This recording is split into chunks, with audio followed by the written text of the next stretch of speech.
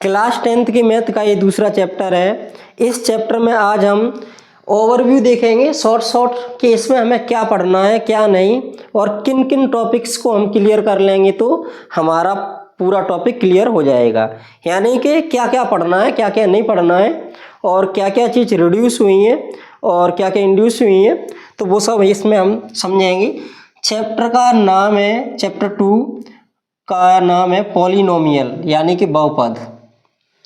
बहुपद तुमने कक्षा 9 में भी पढ़ा होगा, लेकिन इसको थोड़ा अपडेट करके 10th में भी डाल दिया है। अब पता नहीं हट भी गया हो तो।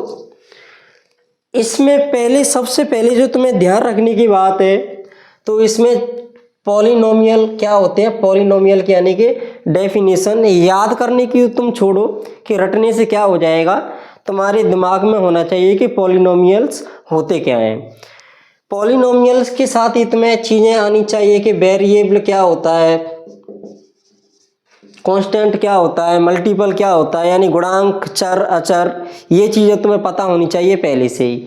समीकरण और बहुपद हल करने के लिए, सॉल्व करने के लिए तुम्हें इन चीज़ों की बेसिक नॉलेज होगी, जब भी तुम आगे कर पाओगे।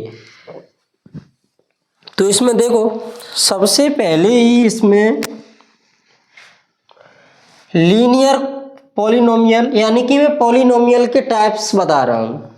तो लीनियर पॉलिनोमियल, जिसकी मैं साथ ही साथ हिंदी लिखते जाऊँ, क्योंकि हिंदी मीडियम वाले बच्चों का इधर से हो जाएगा, इंग्लिश मैंने पहले से नोट करके रखा है। तो यानी कि रैखिक बहुपद, रैखिक बहुपद, क्वाड्रेटिक पॉलिनोमियल, द्विघात बहुपद,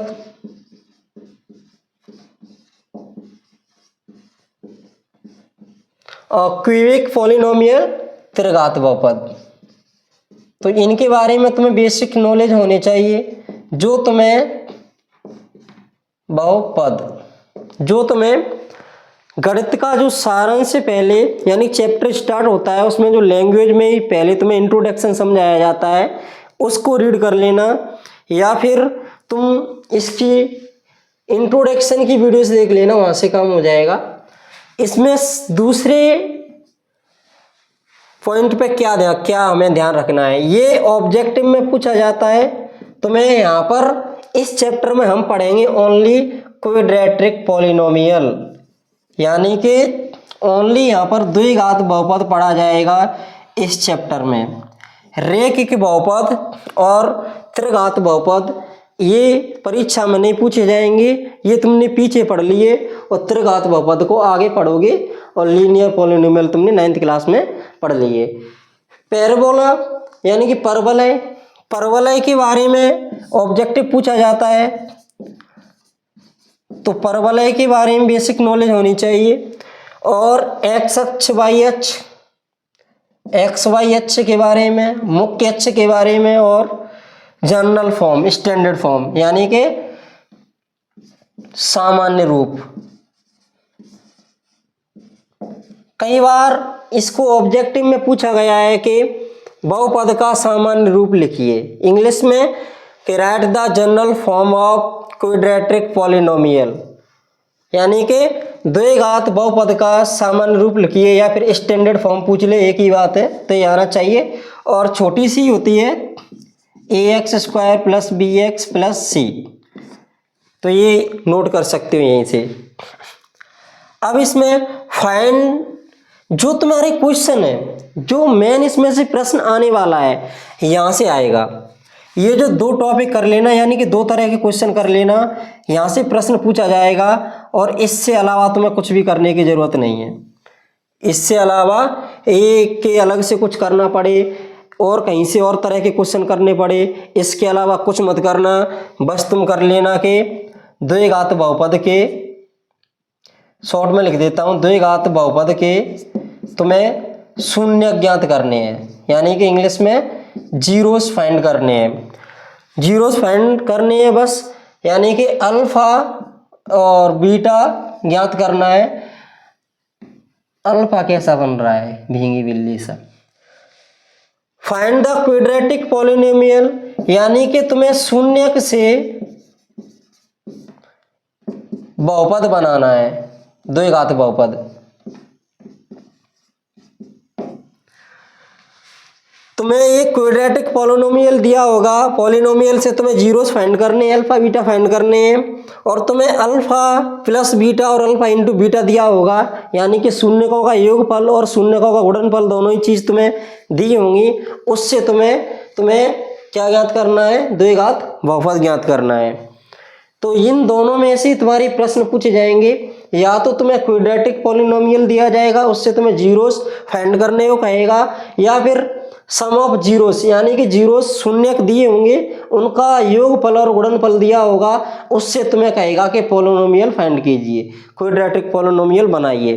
तो यानी कि एक दूसरे के अपोजिट क्वेश्चन पूछे जाएंगे और इनसे क्वेश्चन बाहर नहीं जाएगा। तुम्हारे जो मेन टॉपिक है यही है इस चैप्टर में।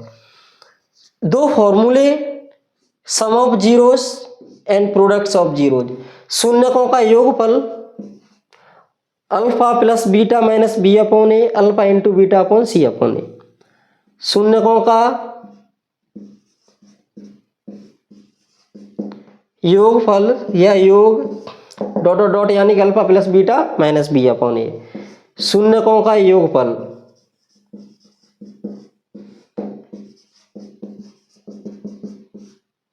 Alpha into beta dot dot यानी कि alpha into beta upon C upon ए।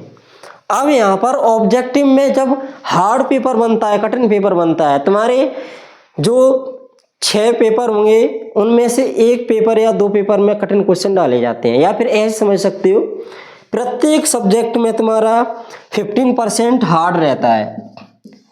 तुम्हारे सिलेबस के अकॉर्डिंग 15% सिलेबस, उसमें से क्वेश्चन यानी 15% हार्ड रहता है। तो अगर इस चैप्टर से हार्ड क्वेश्चन पूछे गए, यानी कि 15% के जो मार्क्स बन रहे हैं, तुम्हारे हार्ड मार्क्स के क्वेश्चन डाले गए, हार्ड कठिन डाले गए, तो उसमें ऑब्जेक्टिव आने के चांस तुम्हारे यहाँ से रहेंगे।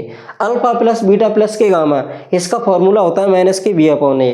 Alpha plus beta, beta plus वो alpha beta plus beta gamma plus gamma alpha, ये होता है C upon A. Alpha into beta into gamma होता है माइनस के डी अपॉन ए। ये 3 फॉर्मूले अलग से कर लेने हैं, और अलग से कहने का मतलब ये नहीं है कि बिल्कुल ही अलग से, ये तुम्हारे इस चैप्टर में से ही है ये फॉर्मूले, और इससे बाहर कुछ नहीं जाएगा। इनमें से तुम्हें जिस भी टॉपिक के बारे में तुम्हें जानकारी प्राप्त करनी है, इस पूरे चैप्टर का इंट्रोडक्शन देखना है, तो उसके लिए तुम सर्च करो, इंटरनेट पे वीडियोस पढ़िए, अच्छे अच्छे टीचर्स की वीडियोस पढ़िए, देखो, पढ़ो, एंजॉय करो।